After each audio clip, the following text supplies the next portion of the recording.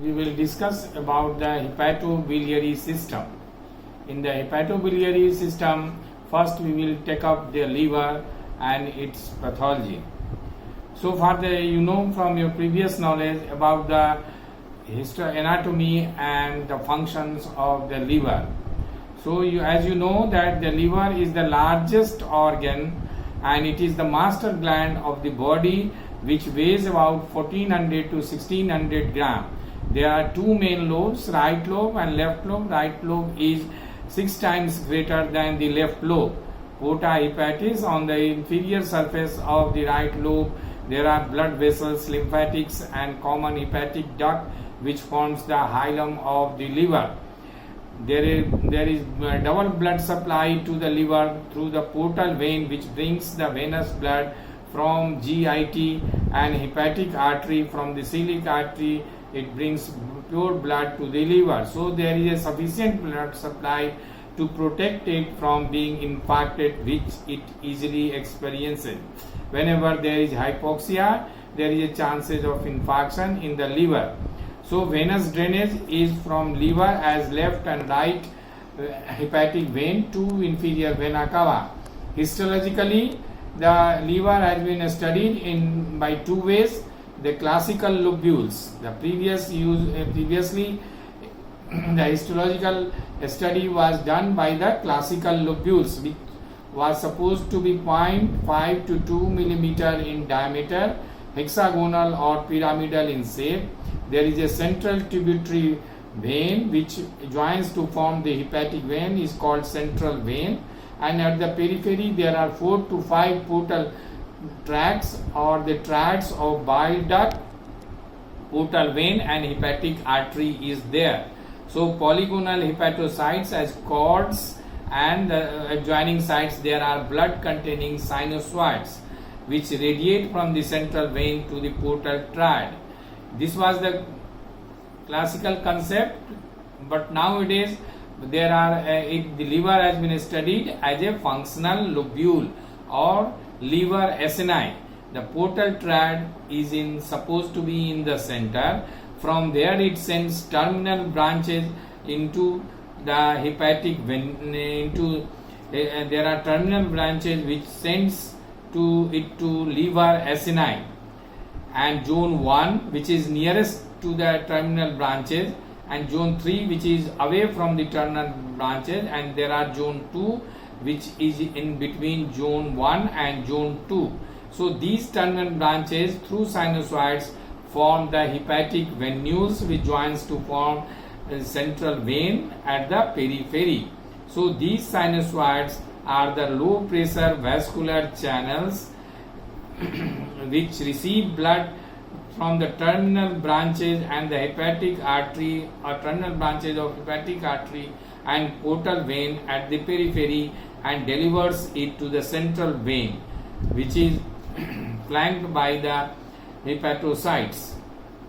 So these hepatocytes are polygonal cells which has the remarkable capacity to undergo mitosis and regeneration. There are 3 surfaces. One faces towards the sinusoids and second surface faces to the canaliculi. Canaliculi are the bile canaliculi, which are grooves in the hepatocyte surfaces, and they forms the bile ductules. Third is the neighboring hepatocytes. So far the function is concerned, as you know, the main function is to manufacture an excretion of bile, manufacture of plasma proteins like albumin, fibrinogen and prothrombin. Globulin is not manufactured here in the liver, as it is manufactured in plasma cells and lymphocytes. Metabolism of protein, carbohydrates, lipids, storage of vitamin A, D, B12 and the detoxification of the toxic substances which we take like alcohols and the drugs.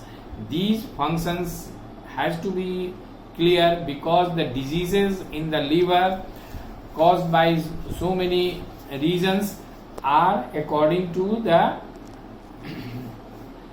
blood supply to the liver, and the diseases is according to the toxins. To know the disturbances of the liver function, whether it is working properly or not, there are liver function tests, what we call LFT, is done for the accurate diagnosis to assess the severity of damage to the liver, to know the prognosis and to evaluate the therapy. So far, the bile is produced by the hepatocytes. Whenever there is an altered liver function, accordingly the disease is there in the body. So you have to know all its functions carefully so that you can appreciate how the diseases occurs due to the dysfunction of the liver. So the bile, which is produced by the hepatocytes, this bile consists of phospholipids and primary bile acids. The primary bile acids are cholic acid and chenodeoxycholic acid from the cholesterol in the liver. These primary bile acids come into contact with the bacteria in the gut, and there it is deconjugated to form the secondary bile acid, of which 90% are absorbed by the intrahepatic circulation to the liver and 10% is excreted in the feces. So whenever there is a hepatobiliary disease, then there is a cholestasis. That means there is a stagnation of these biles. Therefore, there is a raised level of serum bile acid, which is these bile acids can be detected in the urine by the Hayes test, which you will be performing in your labs. So in hepatobiliary diseases where the pathology lies in the liver, there is an increased level of bile acids. Symptom wise, this increased level of bile acids causes itching of the body. Next is the bilirubin. So bilirubin, although it is its metabolism, you know that it is formed by the breakdown of the RBC, which has got a definite lifespan of 120 days, after which it is broken down by the macrophages in the reticuloendothelial system into the heme moiety and the biliverdin, which by biliverdin reductase is changed into bilirubin, and now it is released by macrophages into the blood as unconjugated bilirubin, which is plasma albumin wine. It is not water soluble, so then it enters into the liver, what we call hepatic phase. There is a hepatic uptake of this unconjugated bilirubin and which is freed from the albumin, where it binds with the cytoplasmic protein G glutathione S transferase, which now becomes water soluble conjugated bilirubin. Now in the endoplasmic reticulum, it is changed into bilirubin mono and dichlorotonide by glucuronosyl transferase enzyme, and this conjugated bilirubin is a reversible form, but whenever there is some conditions in the liver like cholestasis or biliary obstruction or chronic active hepatitis, when the liver is affected by these conditions, then these conjugated bilirubin changes into irreversible bilirubin called delta bilirubin, which is not excreted by the kidney, and it can be detected for years together in the serum.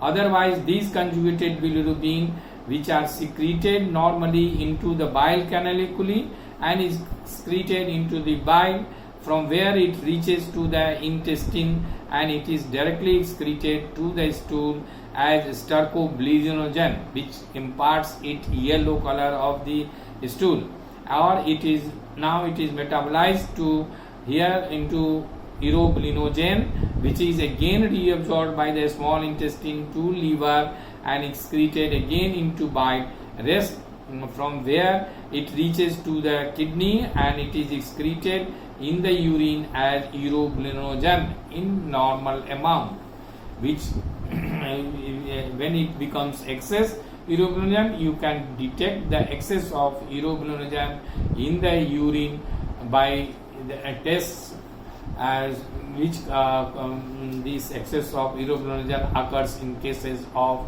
obstructive jaundice.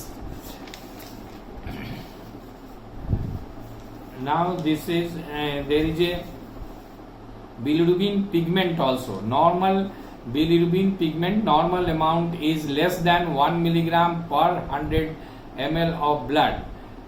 This bilirubin is normally less than 1 milligram per 100 ml of blood, of which 20.20 milligram per 100 ml as conjugated bilirubin and 80.80 milligram per 100 ml as unconjugated bilirubin. So this is the bilirubin present normally in the adults, but whenever there is some diseases in liver, whether the defect is in hepatic uptake or any defective conjugation, then this bilirubin pigment rises in the blood, obstruction to biliary excretion into the duodenum, where is a decreased excretion of bilirubin in bile, or whenever there is hemolysis because of some reasons there, then which I will tell you, then the increased bilirubin production takes place. In that condition, bilirubin pigment is much more in the serum. So this raised serum level of bilirubin is detected by Van der Waals diazo reaction. Direct test detects the soluble bilirubin, and indirect test detects the unconjugated bilirubin.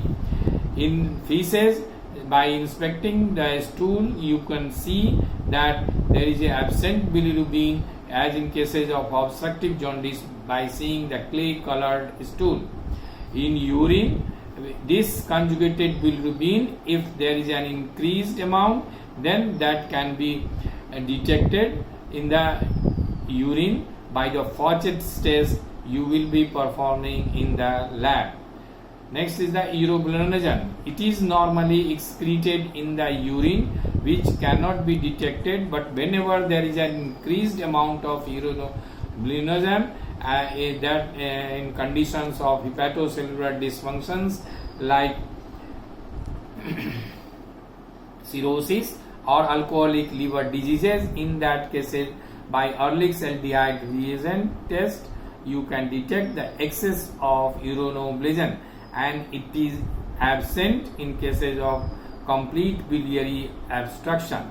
So that is the urobilinogen finding. Now the serum enzyme assays for hepatocellular injury is done in cases of cholecystitis. The enzymes normally produced by the liver gets altered, like alkaline phosphatase, which is again produced by bone, liver, intestine, placenta, of which normal value is 33 to 96 international unit, and it is excreted in the bile. So in absence of diseases of bone, pregnancy, elevated levels are caused by the hepatocellular injury. Then there is alpha glutamyl transpeptidase, which is very sensitive test for this liver, because increased values are found only in hepatocellular disease. Then there is a transaminases, that is the assessment of the liver cell necrosis. It is a mitochondria. Then there is a serum glutamic oxaloacetic acid transaminase, of which normal value is 12 to 38 international unit, SGOT, which is a mitochondrial enzyme liberated from the liver as well as from the heart, bone and kidney. Therefore it is non-specific, but the another transaminases like serum glutamic pyruvic transaminase, SGPT, of which normal value is 7 to 40 international unit. It is a cytosolic enzyme which is present in the liver itself. So test for metabolic functions. Protein, you know that the principal site of metabolism of this and synthesis of plasma proteins, amino acids, are in the liver, because whenever the dietary amino acids reaches to the liver, it is metabolized to ammonia and urea, and in the ribosomes these ammonias are synthesized into plasma proteins like albumin, fibrinogen and prothrombin, but not the globulin, because that are produced by lymphocytes and plasma cells, which is not affected in the liver cell diseases.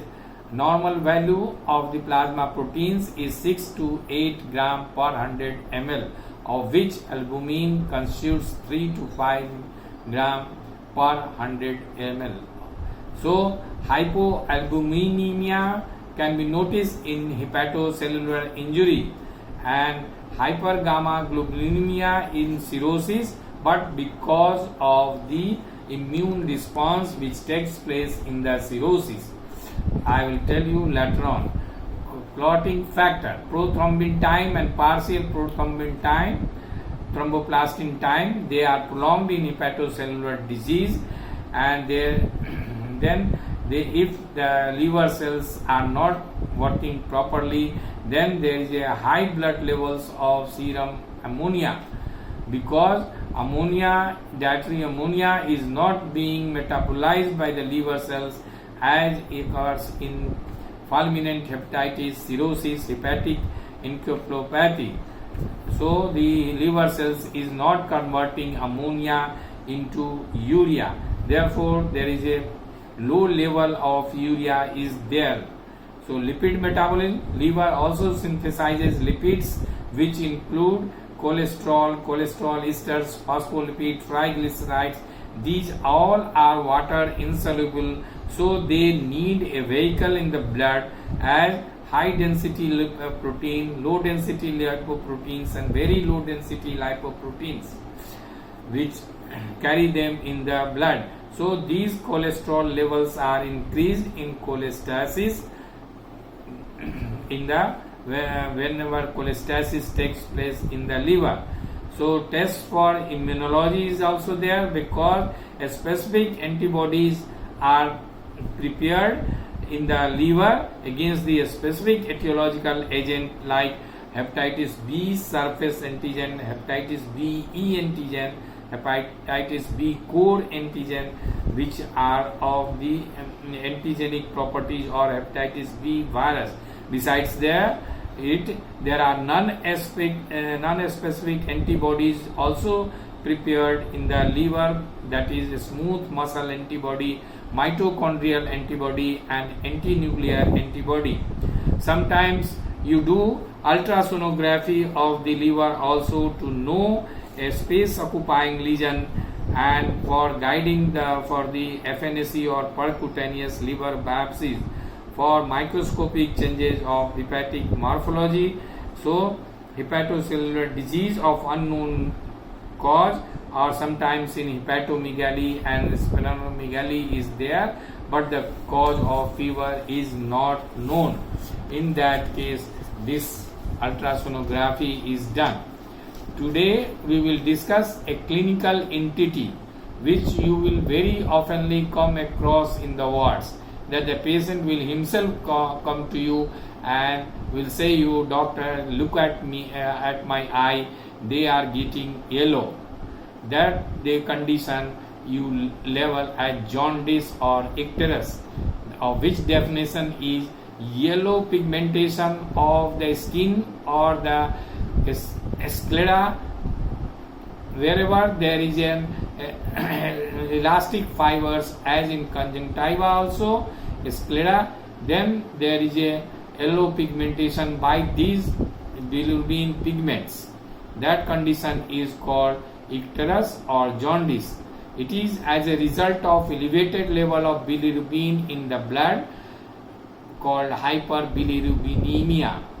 Normal value is of bilirubin pigment is 0.3 to 1.3 milligram per 100 ml, of which 80% is unconjugated, 20% is conjugated, which just now I have told you.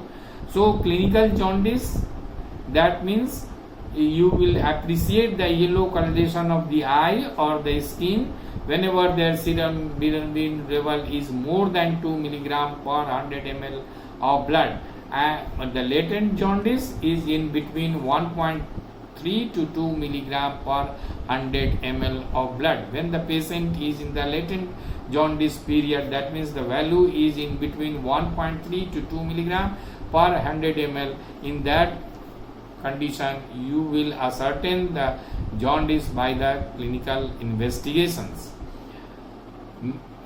Now the classification of this jaundice is done by the pathophysiologically, which results from either there is a increased bilirubin production, there may be conditions that the causes which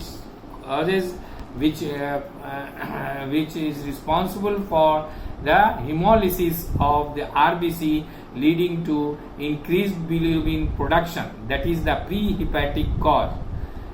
I mean, the liver has nothing to do with this.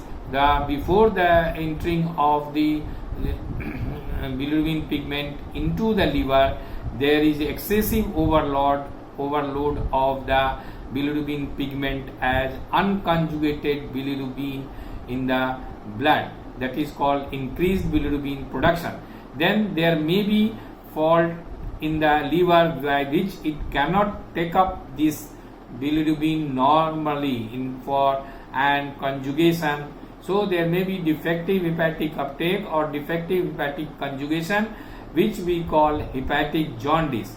In all these conditions, because there is a raised unconjugated bilirubin which is not water soluble, therefore the urine will not be colored yellow, therefore we call it acholeric jaundice. Then everything is fine, that liver has taken up this unconjugated bilirubin, it has conjugated, but excretion of this bilirubin into the bile is disturbed, that is post hepatic, in which there is a hyperconjugated bilirubinemia. That means conjugation has already taken place in liver, but by any fault the excretion of this conjugated bilirubin has not taken place into bile or into the bile duct or into the duodenum. In all these cases, the bilirubin, whatever comes in the urine, that colors the urine yellow, and the patient himself will tell you that my urine has become yellow. So unconjugated hyperbilirubinemia, that means the bilirubin has not been conjugated, taken up by the liver. The causes may be increased bilirubin production by intra or extravascular hemolysis, by or ineffective erythropoiesis, that is hereditary spherocytosis where the red cell membrane is abnormal, or G6PD deficiency, the enzyme present in the RBC, or hemoglobinopathies like sickle cell anemia and thalassemia. In all these cases, the hemolysis of RBC takes place very rapidly, giving a overload of the unconjugated bilirubin to the liver. Sometimes there is a fault in the hepatic uptake caused by drugs, prolonged starvation and sepsis infection. All these interferes the conjugation, and sometimes there is a decreased bilirubin conjugation that occurs in hereditary disorders like Gilbert syndrome, where Crigler-Najjar syndrome, where there is a defect or deficiency of glucuronidase transferase enzyme, and sometimes there may be acquired causes which interferes the bilirubin conjugation, as in drugs, hepatitis and cirrhosis. In all these conditions, there is an increased level of bilirubin that cannot be conjugated by the liver anymore. In premature babies, there is special case in premature baby or the baby with low birth weight. The liver enzyme, this glucuronidase transferase enzyme, whenever there is a hemolysis at a faster rate gives rise to unconjugated hyperbilirubinemia.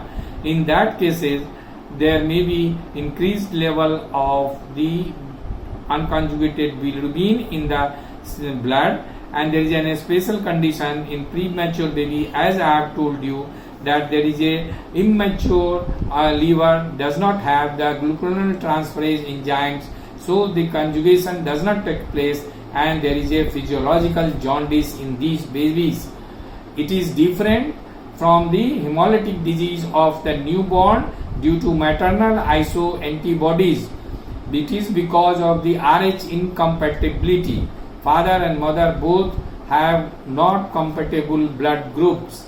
In that case, this unconjugated bilirubin value becomes more than 20 milligram per 100 ml of blood, and that unconjugated bilirubin gets deposited in the brain tissues as well as in the eyes or in the skin, giving it a condition called kernicterus, which is very grave condition for the babies. Investigations done to know this unconjugated hyperbilirubinemia in which serum level is more, but because the liver is normal, so normal serum transaminases are there, and there is a dark brown color of the stool due to excess of bile pigment is there. So this conjugated hyperbilirubinemia or cholestasis, that is the accumulation of bile in liver and biliary passage, failure of the normal amount of the bile to reach in the duodenum, then this condition of conjugated hyperbilirubinemia takes place. The defect is either in the biliary canaliculi of the hepatocytes or in the microscopic bile ducts. Then it is called intrahepatic cholestasis. That means inside the liver the defect is called medical jaundice, because it can be treated by that medicines only. And whenever there is a mechanical obstruction to extrahepatic biliary excretory apparatus like extrahepatic cholestasis or surgical jaundice or obstructive jaundice, then the prolonged cholestasis causes biliary cirrhosis. Intrahepatic cholestasis, whenever there is a impaired excretion of bile into the bile, whenever there is a impaired excretion of the bile, that may be hereditary in Dewey-Johnson syndrome, that is autosomal recessive disorders with genetic defect lies in the canalicular excretion, Rotor syndrome, defect in intrahepatic storage of bilirubin. Then there is a intrahepatic atresia, a congenital anomaly, cholestatic jaundice of pregnancy, Crigler-Najjar syndrome, that is autosomal dominant disease in which there is a deficiency of glucuronidase transferase enzyme, Gilbert syndrome, when there is a autosomal dominant defective conjugation. In all these cases, there is impaired excretion of bile. Besides that, there is a acquired condition in which these bilirubin pigments cannot be excreted due to hepatocellular disease like viral hepatitis, alcoholic hepatitis, drug-induced cholestasis by chlorpromazine and oral contraceptives in which there is a stasis. So features are intrahepatic features are conjugated hyperbilirubinemia due to regurgitation of this bile into blood, bilirubinemia, elevated serum bile acid causing pruritus in the body, hyperlipidemia, elevated SGPT in hepatocellular cholestasis because of the cell injury by these bile pigments. Liver biopsy shows biliary canaliculi are dilated and there is a proliferation of intralobular ductules and peripheral fibrosis takes place gradually. Condition biliary cirrhosis occurs. In the extrahepatic causes, the same features, same investigations are found, except that there is a malabsorption of fat soluble vitamin A, D, E, K called steatorrhea, which is prolonged prothrombin time, and clay colored stool due to absence of bilirubin, and there is a disappearance of uretinoglinogen from the urine. There is high fever because of the ascending cholangitis. So this is what we know about the jaundice. The causes of this jaundice because of this conjugated hyperbilirubinemia or unconjugated hyperbilirubinemia, and the diseases which cause it we will discuss in the next class. The viral hepatitis is the cause in which invariably jaundice is manifested. Thank you.